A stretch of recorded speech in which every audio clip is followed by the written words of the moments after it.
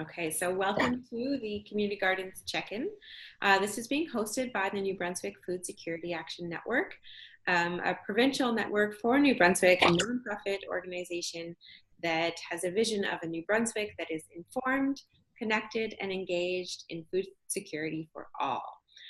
Community gardens have been a very prominent way that New Brunswickers have sought to achieve community level food security. And there are community gardens all throughout our province. What we wanted to establish with this check-in is an opportunity to learn about other community gardens, to share what you're doing with your community garden, and to be able to have a space to talk about issues that come up, the questions that we have, to swap resources and solutions, really carving out a space for a community of practice for those practitioners working with community gardens. I am Laura Rainsborough. I'm the network director for the New Brunswick Food Security Action Network, and I've been in the role just over a year. During that time, we've had an engagement process on the go called Everybody Eats. And through that, I've been hearing about the issues that matter most to New Brunswickers and what we really want to see happening to improve food security in our province. And time again, community gardens are mentioned as ways in which we can achieve improved food security and ways in which people really do feel connected to these issues. We're also hearing that often people feel isolated in the work that they're doing, don't necessarily know that there are so many other community gardens happening around the province. And so that has sparked this kind of check-in process where we really want to connect the people who are doing this, make sure that you know that your work matters and that you have the resources ready at your fingertips to be able to do your work with ease. So with that, I will invite each of you to introduce yourselves. I've got sort of a three-pronged ask of your introduction. One is to introduce yourself and your garden, a little bit about your role and where the garden is, how it's structured, what you grow. The second point is to tell us something that you think others might be interested to know about your garden. So what sort of makes it unique? And then the third piece is a question that you have for this upcoming growing season. What do you need answered? And maybe this group will be able to help answer that or point you in the right direction. So with that, who would like to go first? I guess I will. My name's Matt Trevors. I'm up here in Chatham and Miramichi, and I haven't even started my new job as community garden coordinator for the Roots to Table Food Security Network in Northumberland County, and I'm also splitting that time with the Eel Ground Community Food Center to kind of help them get almost a financially sustainable market garden on the go so that they can supply their community food center for the drop-in meals, plus their food bank, plus they have a farmer's market as well as their school. So it's kind of a multi-pronged approach. I have a small little market garden myself. I sell at the Chatham Farmers Market on Saturdays from May to October or whenever I run out of energy. So anyway, I kind of super stoked because it's, I get to spend pretty much, my full week around growing food and preserving food and helping other people grow food and whatnot. So my official start date isn't for a little while, a couple weeks. Actually, I haven't even given my notice at my previous job yet, so don't tell. So beyond that, my market garden, I kind of specialize in salad mixes and microgreens, herbs, and garlic. And so the cool thing, and I also do preserves, so jams and chutneys and pickles and whatnot. So the cool thing with this, I get to kind of branch out to help other people grow other crops. some storage crops, winter squash, root vegetables, whatnot. And the sky's the limit. I'm going to dive in a little bit up in eel ground with some permaculture stuff, which I've been doing on the side myself. And beyond that, I'm sure I'll find out more about my job next week when I attend a meeting. Wow, that's awesome. That's so exciting. I was chatting with Chad yesterday about the work happening at Natawaganag Community Food Center, and he mentioned there was somebody really great on with community gardens. So nice to know that it's you, Matt. Thanks. So is there, you have a lot on the go for the upcoming season. Can I just clarify with the community garden, is that an existing one or you're there to help get one going? I think I'm there to help Joash with his operation. So he has one, the Sovereign Community Church community garden up on Big Ferry Road, and they're launching a second one on Ella Street, which is, a literal stone's throw from where the farmers market currently is.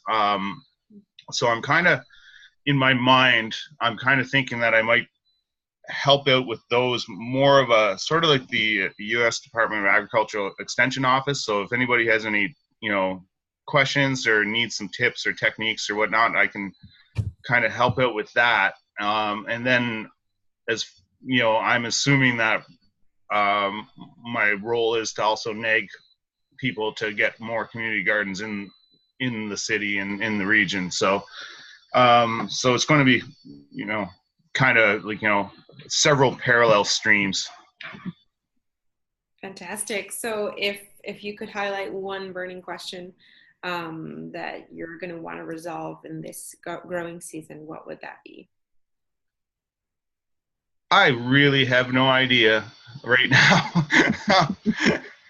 I'll probably, if we were having this next Thursday after the meeting, I might have a couple questions, but I'm kind of coming at this more from a technical standpoint, I guess. Like, it's just like, how can we help people get the most out of their community gardens?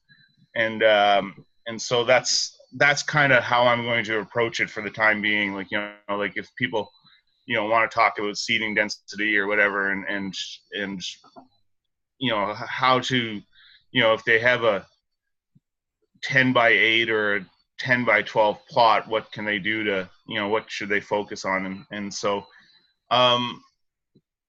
so any burning questions right at this moment, I'm probably, my biggest burning question right now is like, when do I start, and let's get started. Fair enough. All right. Who would like to go next? I guess I can. My name is Edie, and I'm the co-chair with NB Community Harvest Gardens out of Fredericton. We started our first garden back in 2010, and it's got about 75 plots, 4 by 10. And it was one of the first gardens in Fredericton that actually had supporting education. So our mantra is sort of making sure the gardens are accessible, inclusive, and sustainable. So education is a big piece of what we're trying to do, and making sure that, we keep the fees nominal and the support very high. We had great success, and we had a second garden open about 5 years ago in Marysville, and that's the one that's really flourishing in terms of support. We've got a couple of programs that came out of that were the seed library, because one of the things we know people want us to is, in addition to just getting the land, is getting seeds.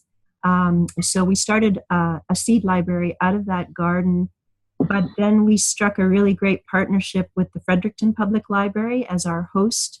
They have 2 branches, one on the north and south side of Fredericton, and they are now the go-to place for the public to get free seeds. All they need is a library card and a willingness to learn how to save them.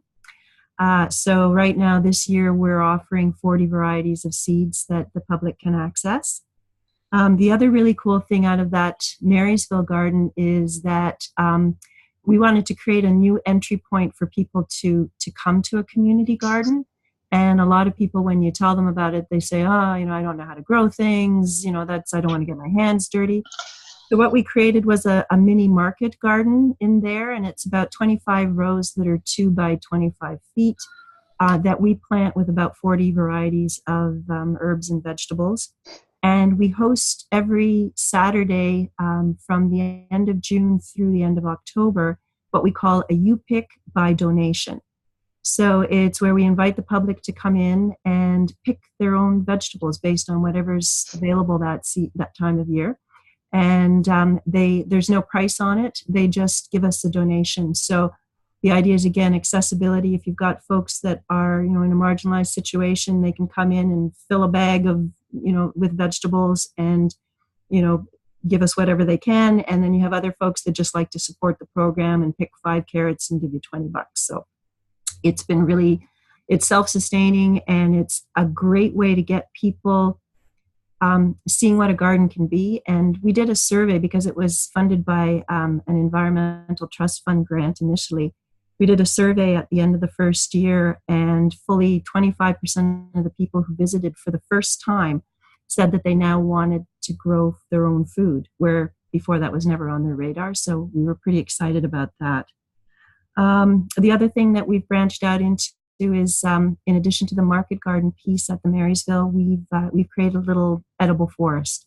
So branching out into fruit production, so raspberries, blueberries, apples, all that kind of stuff. So that is, people really like that because we wanted to have a way to extend the season and to get people again in for a different reason. So I guess my burning question is, we're a volunteer nonprofit, and as with any volunteer organization, how do you make sure that the work is distributed amongst many as opposed to the few? So if anyone has any tips about motivating volunteer engagement, I'm all ears. That is a very great question. It certainly happens with community gardens. The work needs to be shared, right? So how to make that happen? Good one. Patrick, would you like to go next? Yeah, okay. I'm Patrick from St. Andrews, New Brunswick. I thought we had a nice community garden here, but Dee Dee is blowing us all the water, north and south side Fredericton. Wow, I'm impressed. We have about 30 plots there. Nice little group. We are, Dee Dee mentioned before you guys go on, that she said, are we supported by the city or town? No, I'm not that familiar. I've only been in this 3 years, but we're seems to be affiliated with Spin Drifters, which is a bigger group of people, and I'm not quite sure what they do. It's almost like a social group. But I'm with a group, community garden in St. Andrews, behind the fire station and the mounting barracks there, in a big fenced off area, about 30 plots, and more than subscribed for. People want plots, but there's not enough to go around, and we have this 9-foot deer fence all around it, and we can't grow any further. But anyway, we mainly grow vegetables, and we've sort of had a shared plots or an individual plot, and we used to, for 2 or 3 years, come Wednesday morning and put all the little carrots and whatever out on the table, and the shared plots would share them. That was a huge undergoing for John Costell, who's sort of the runs it and the organizer. You know, they had to weigh all this stuff and measure. That was a pain. So now they say everybody has their own plots and they want to share it with somebody else. Go ahead, and that's probably a lot easier and less complicated way to do it than having A plots where you own it yourself, and B plots, whatever. But I was interested in the seed library. I don't know John would we'd put our money in $30 for a plot for the year, and he would buy seeds and stuff with it. But last year or this year, I went and ordered 14 things from Bessie's because I wasn't happy with the things going. It's probably, I don't know whether they're old seeds or what, in the shed there all winter. But anyway, I got about 14 organic stuff that is more than I can use, but I'll just give it away to other people. But I know I have fresh seeds. That's all I know about it. I used to garden quite a bit in Quispam's, but gave it up for years now. I'm retired, so I joined this and having a great time. It's social. We meet once a month for a little potluck or whatever. And it's a pretty good little group. We have fun. It's more of fun.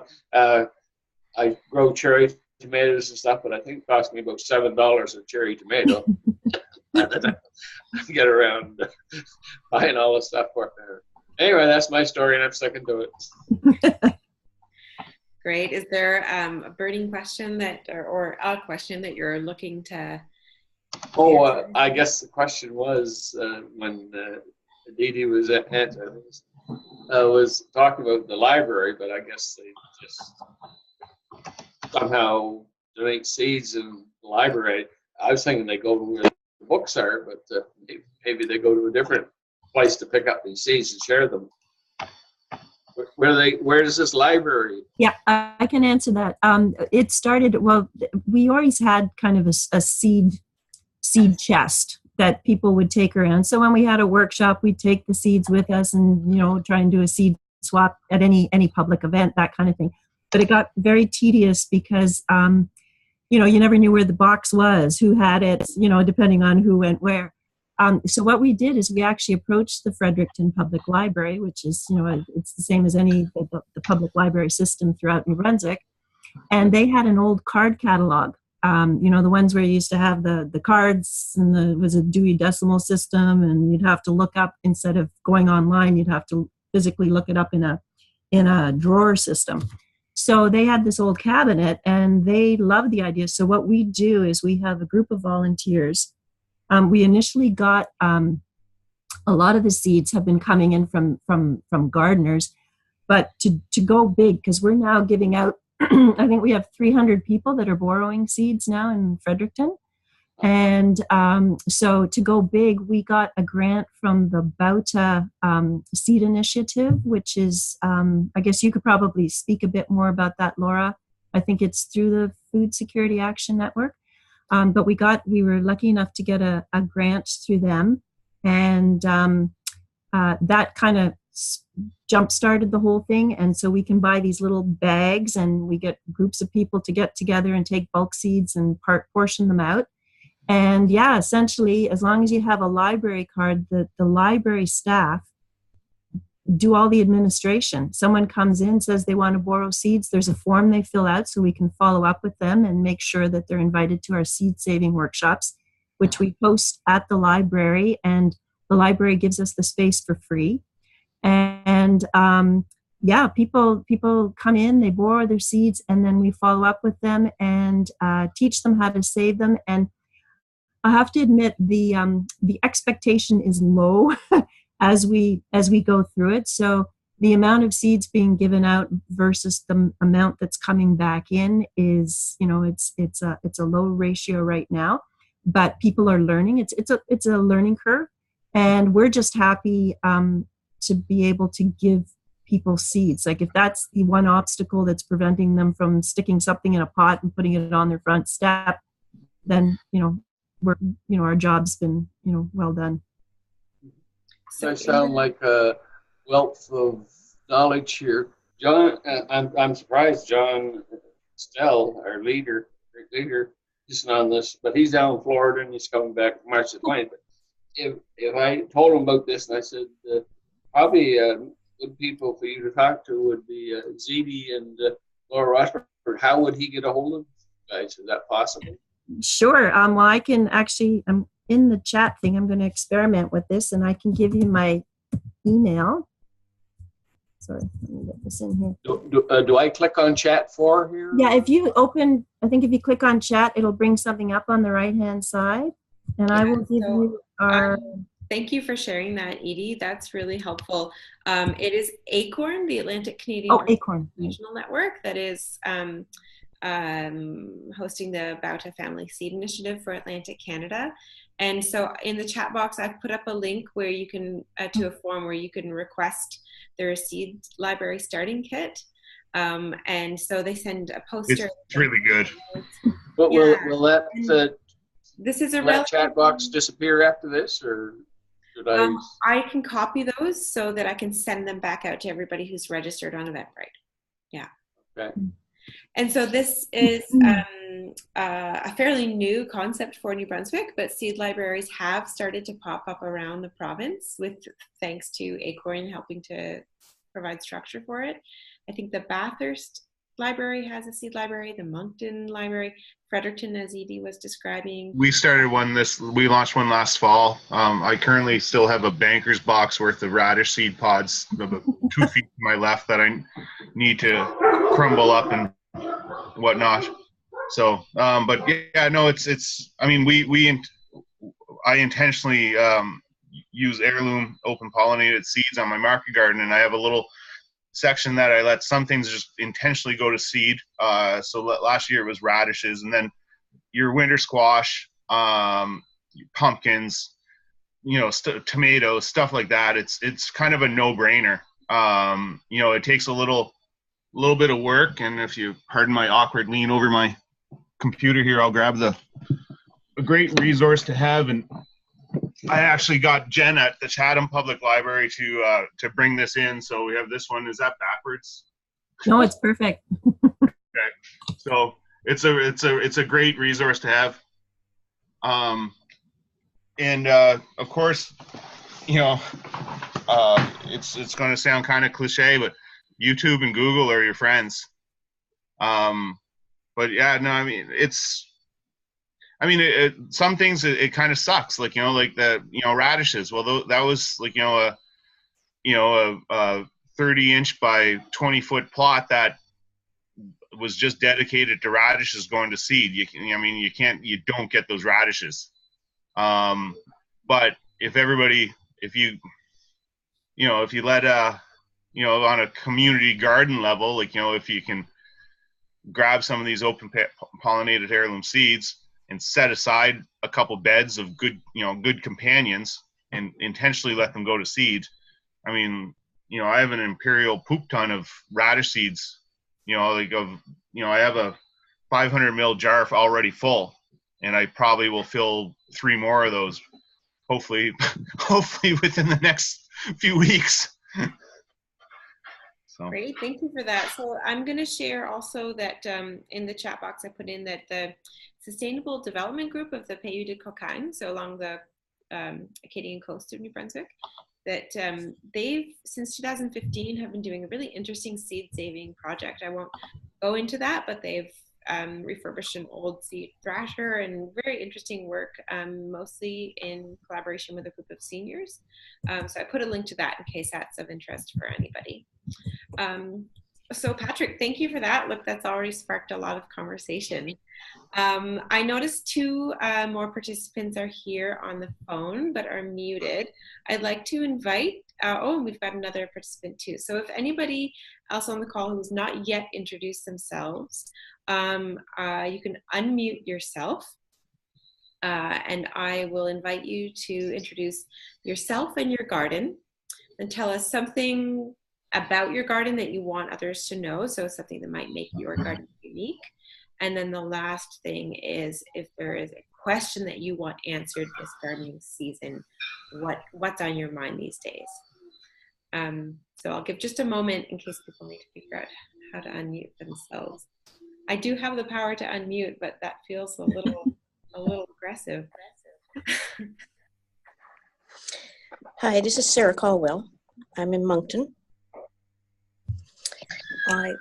I don't actually have a community garden. I have a garden all over my front yard, which is pretty public though, and end up interacting with people every day, it seems. That's great. Thanks, Sarah. What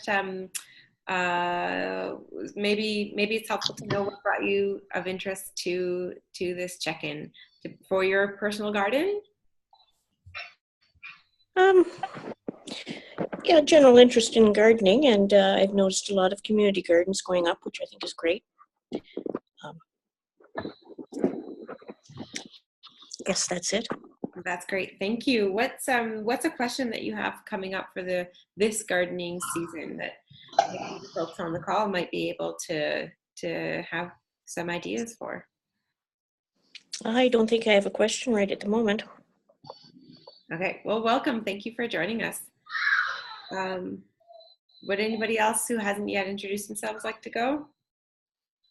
This chat we're on here, like it's off the side, and ZD has given me nbchg.org. Like I copied and pasted that on the Word there, but is there a way to bring this chat thing back up after this conversation is over, or once we close out, it's gone? There's not a way to bring it back up, but I will copy those resources and send them back out through to everybody who registered on Eventbrite. Yeah. Thank you. I'll send a link to the recording then too.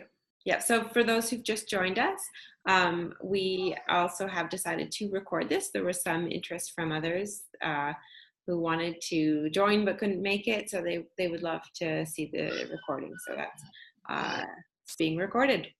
So when it comes to volunteer management, Edie was asking about ways in which to share the workload across a number of volunteers. Would anybody like to speak to their model or something that they'd like to try out this year? Any ways in which you've been able to work through sharing the workload?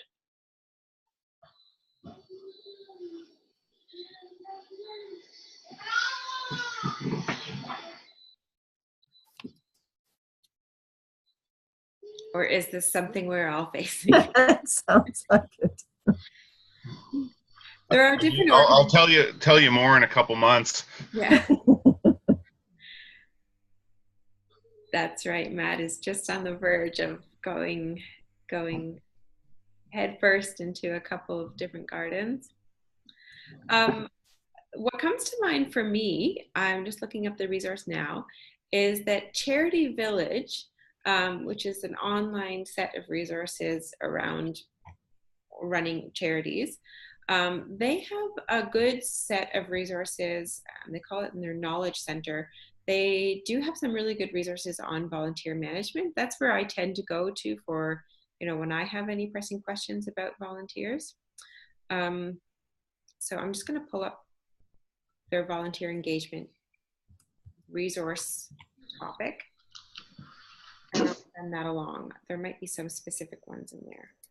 Just while you're doing that, I don't think anybody's mentioned it, but we have about 4 compost barrels in our fenced off area, and everybody takes their kitchen scraps, no meat, just vegetables and peelings, whatever, puts them in, and then we have, each fall we get these big plastic bags of leaves, and we make almost a 50-50 combination. We create our own very rich organic soil out of these 4 barrels. I don't know whether anybody else composts. We do.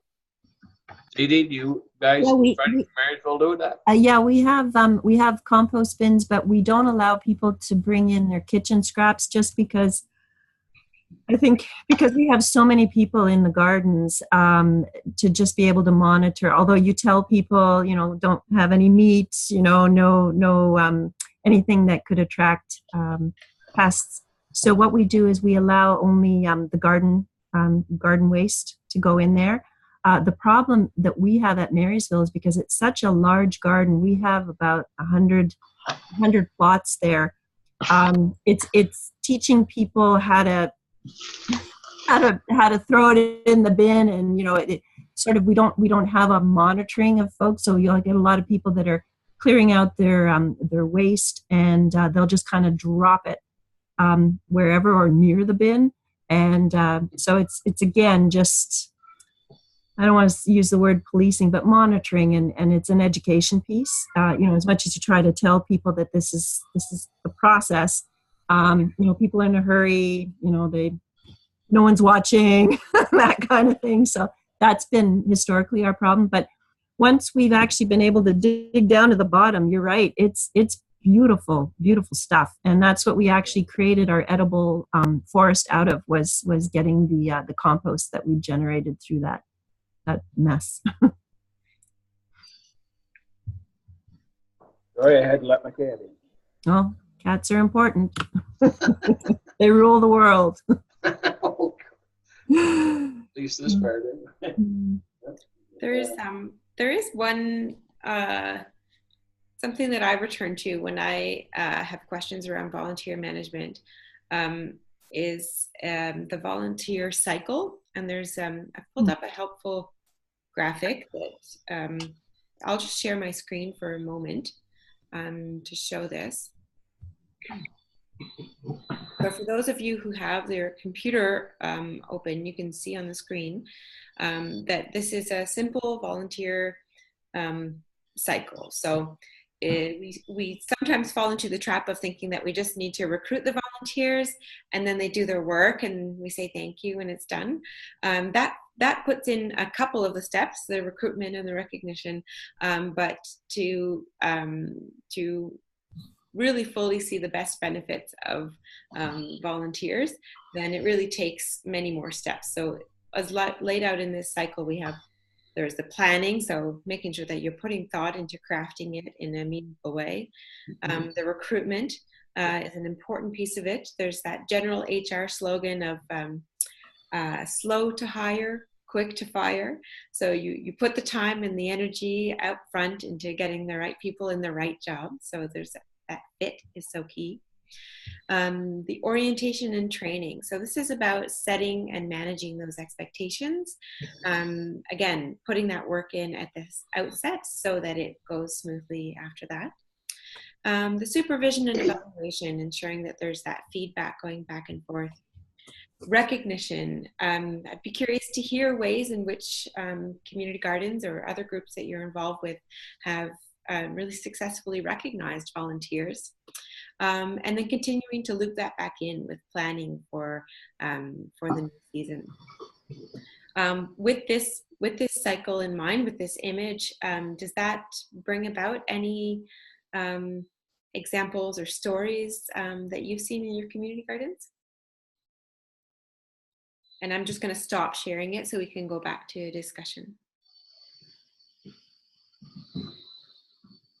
Well, I think one thing you mentioned, finding the right person or getting the right person in the right job. I think what we're definitely trying for this year is to show people all the different tasks that need to be done. And a lot of people seem to think, oh, volunteering is about, it's all about gardening. Whether you're maintaining pathways or weeding or that kind of thing. And, a lot of people say they don't have the time commitment, or they've got physical mobility issues, that sort of thing. So they can't do a lot of digging. And so they back away. But it's really interesting. I mean, we've been running our garden since 2011, and the majority of the tasks that have to be done are administrative and getting people just to show up at to show up at workshops to take registration and that kind of thing, or there's packing seeds. You can do that at home at your leisure kind of thing. So I think what we're looking to do this year is really outline all the different aspects that how people can contribute, and everything's valuable. It doesn't matter if you give us 5 minutes of seed packing, that's just as important as digging a bed, so that's going to be our approach this year. And I don't know if other folks have had success in doing that. Sorry, my phone keeps ringing. Yeah, Edie, that reminds me of so the New Brunswick Food Security Action Network has adapted a toolkit about how to start a community garden. That's available on our website, and it's actually going to be relaunched very soon. It's a very long document at the moment, and we are making it much shorter so that it's a bit more user friendly. But it comes along with an appendix, a very long set of appendices. And Appendix D is a description of garden committee positions. I will just quickly share my screen again so that I can scroll through that, and I'll put the link up as well. So like you can see here that the garden positions, very few or maybe none say gardening. They are all the administrative tasks that need to be completed.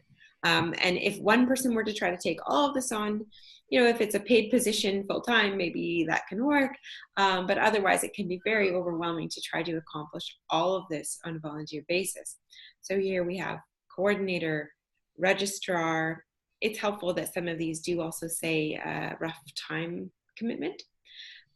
Communications facilitator, outreach coordinator, treasurer, grounds leader, education leader, safety and security leader. We might not have all of these in each of our community gardens, but these responsibilities or these roles do need to be played out. So it's interesting to think, what would it look like to implement some of these, or what else needs to be done and that hasn't really found the right the person to take it forward. Right.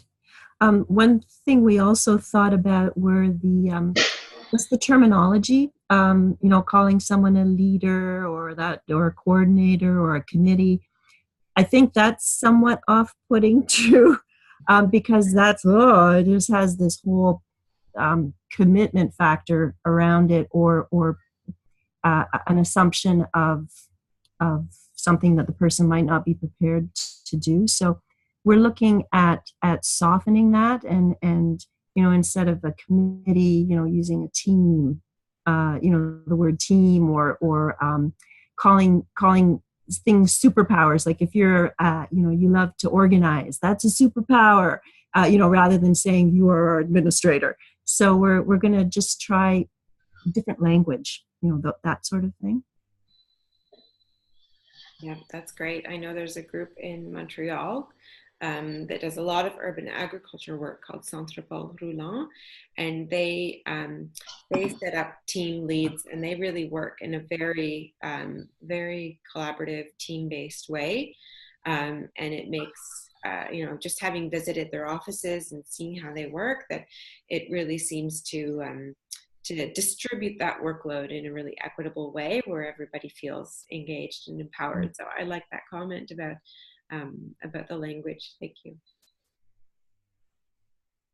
So what about communications and outreach? How is that managed across different gardens? How do you reach out to the folks who have? It seems like most of the gardens we're talking about today are allotment gardens.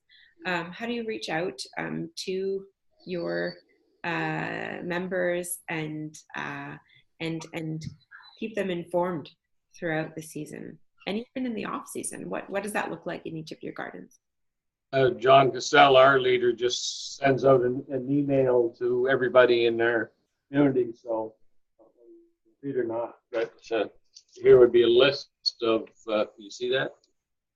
Of the people, emails, addresses, and he just, for instance, I knew about this because he sent the notice from Florida, when he's down there right now, to John here at 12 o'clock, and the link at least, so that's how we know. Plus, we're meeting every Wednesday morning for this shared plot. Plus, John sends us an invitation for a potluck, either at his house or the community garden or somebody else's or church or wherever. So we meet at least once a month for, I guess, communication with everybody else, and we see each other at the gardens too. That's how we do it. I guess I'll jump in. We over time have kind of developed how we get in touch with folk, because again, we're just trying to find different ways to reach people. Originally, it was email, just like you mentioned, Patrick, and that worked really well. We still do email, especially once we have people signed up for the year. So we have our garden coordinator will do specific emails saying, oh, there's going to be a work bee to clear up the paths this Saturday. So it's really good when you have something come up quickly that needs to be communicated quickly. What we also try to do is we're using MailChimp as our e-newsletter format, and that's worked really well as well, because that allows us to not only tell people about upcoming events, but it also allows us to share other events. Like we're trying to include other food related or gardening related. So there's a number of different organizations in Fredericton. We have the Botanic Garden folk, and there's other community gardens in addition to the two that we're running. So if we know that they're hosting workshops, we'll publicize those in these newsletters as well. Again, you need to have folk that are, computer literate that can put these things together. But it seems like if you want to generate more people interest in the gardens, you have to find different formats.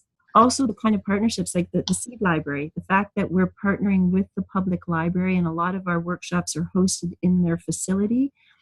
They send that out through their list. And we have about 700 people on our newsletter, but they have access to 5,000.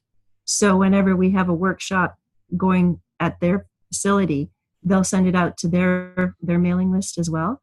And then you network with other folk in the town that have something related. Like you might have, I don't know, maybe the John Howard Society, or it could be schools, or any the Conservation Council. Let them know you've got a workshop coming up, but you reciprocate by also telling people about their workshops, and that seems to get the word out. That's great advice about piggybacking.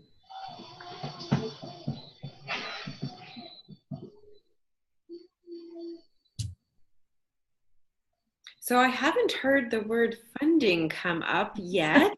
Does that mean we're all just solid gold and no issues? You've got the self-sufficient community gardens running?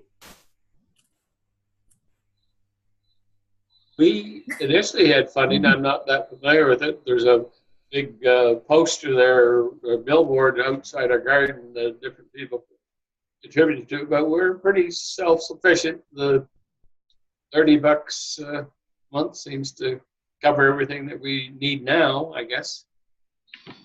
That's fantastic. And who owns the land for that one, Patrick? It would be the town of St. Andrews, I believe. Fantastic. Lets us use it. That's great. Where's this one in Marysville? It's behind the cotton mill. Okay, do you know I the know where big the cotton mill is. Bridge Street? Okay. Yeah, and I would agree with you as well that we are initially to get them, the setup or the startup is what costs the most. And Right. I know with our St. Mary's garden, that was about $10,000 to get that set up. It sounds like a lot, but that's a very unique garden because a quarter of it is designated as an enabled garden. And we put down pea gravel and built raised beds so that folks with limited mobility could access the garden. So that was the highest cost. So 3/4 of it is for able-bodied folk. And then the enabled section has raised beds of differing heights so that we have some tabletop gardens where people can actually scooch under with their wheelchair. We have some where if people can have to sit down to garden, they can kind of sit on the side of the raised bed and garden that way. And then we also have some that are at, I think they're 36 inches high so that it's for standing. So folks that cannot stoop or bend, that they can actually garden standing up. So that was, I guess with funding, it always seems that if we get this really great idea and we want to do it, then we seek the funding. But if we are just looking at maintaining the status quo so that everybody, the maintenance is done, our membership, we charge $20 per year for the St. Mary's. It's a smaller bed you get there is 4x10. The Marysville site is more expensive. That's the $30 per year, and it's a 4x16 piece of a plot. And it has a little bit more support there as well. So, but they're self-sufficient from membership if that's all we intend to do. But we always have these great ideas.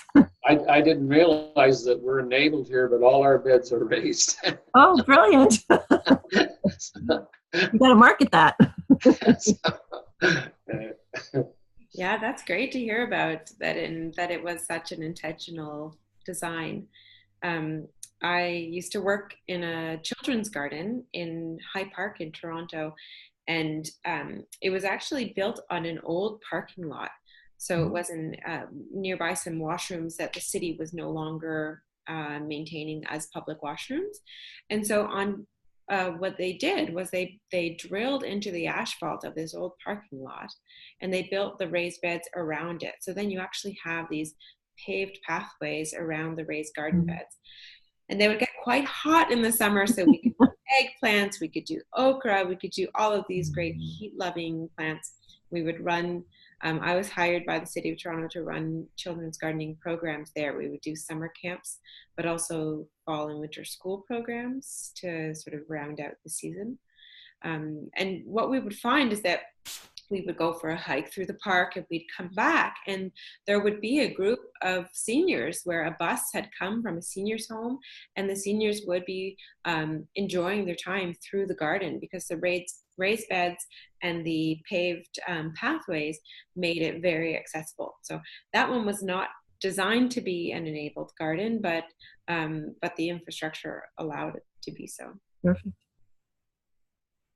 The raised bed takes a lot more water. It dries out pretty. You can't let it go 5 days if there's no rain. You have to get there and water it, or she'll be toast. One of the things we recognized that when we were first creating those beds, and what we did is, I don't know if you've ever heard of a method called Hugelkultur, and it comes from Germany. And what it is it's building beds using decaying or rotting wood as sort of your base.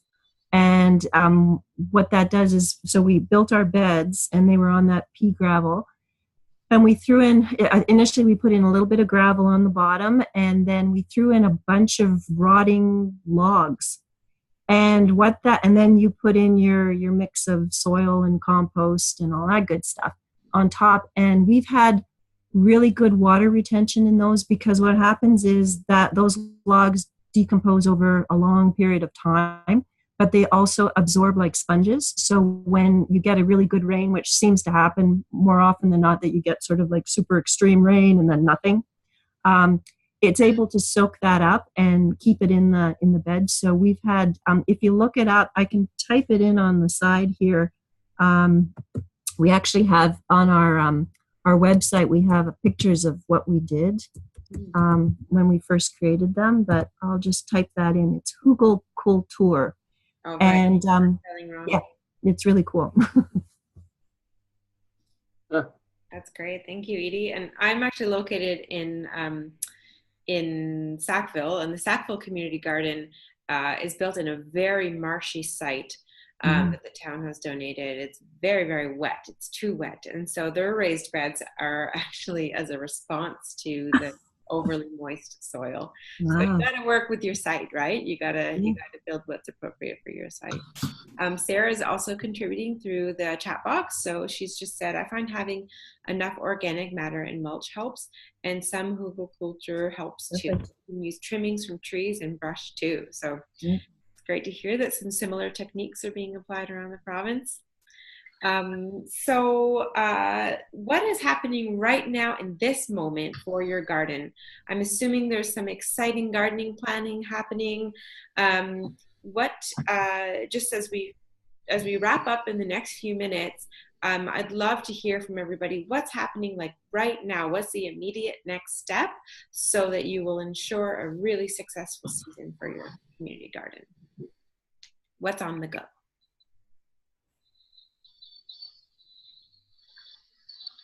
Well, I'll speak up, I guess. We have a workshop on Sunday, this Sunday at the Fredericton Public Library. And Carol Munzer, our garden director, is hosting it or presenting it. And it's called It Starts with a Seed. So it's also the official launch of this year's seed library. So it's to get people in to get excited about seeds. But what we're doing is she's going to talk about seed starts, because right now there's a lot of plants that need, or seedlings that need to start at this point.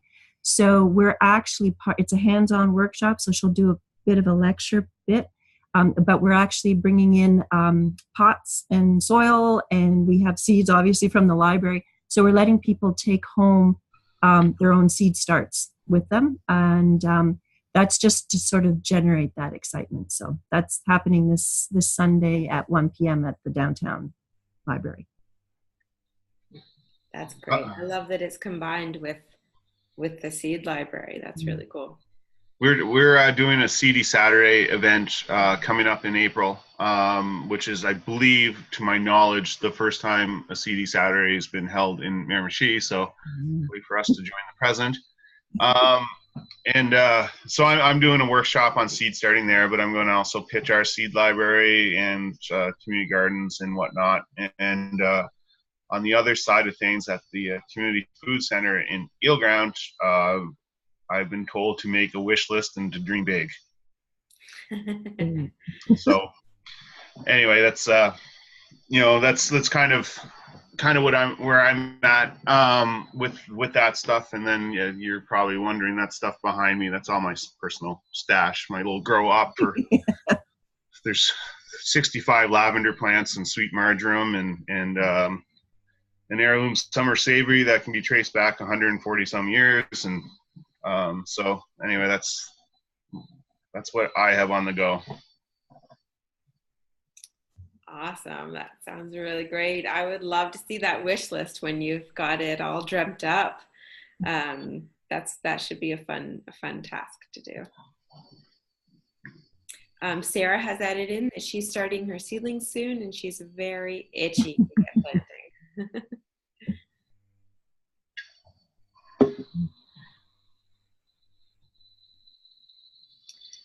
So if nobody else wants to share, what are your go-to resources, maybe when you're planning out your garden for the year?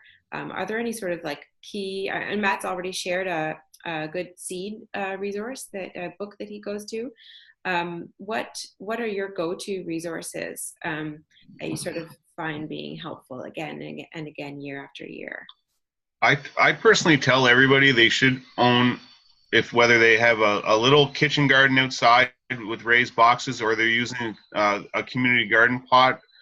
I have no financial connection to this at all. When I did a seminar when we did our slow food sort of kitchen garden, victory garden seminar last year, I tell everybody that they should have a copy of Square Foot Gardening. Perfect. Like, they have it in the library system. I personally bought 2 copies of it to give as a door prize when I did the seminar. I've now purchased personally 6 copies, because the other one was just yesterday, because I'm going to take it to the seed starting seminar that I'm doing at the CD Saturday to hold it up to people for the getting the most bang for your buck.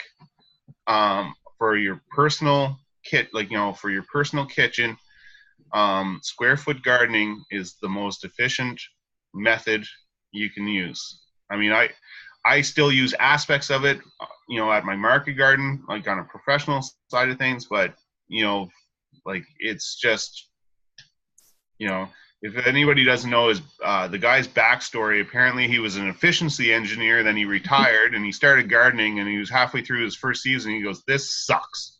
There's got to be a better way." So anyway, and then he went to it. So that's my,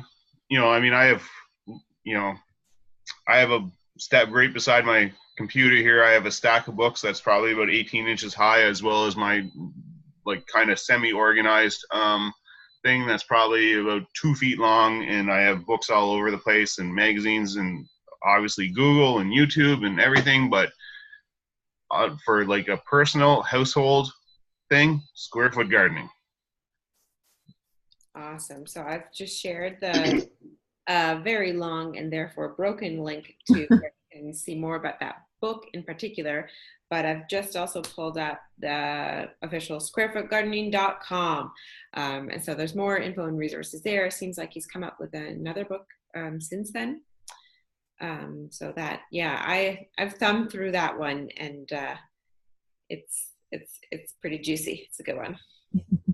I mean, even like, he teaches you how to build soil. Like, you don't, you just, it's just simple things like, if you're going to have just a few little garden boxes in your yard, you can build your own soil. Like I used it out west, like, when we had our kitchen garden, which sent me down this spiral of not participating in the real world anymore and just growing food.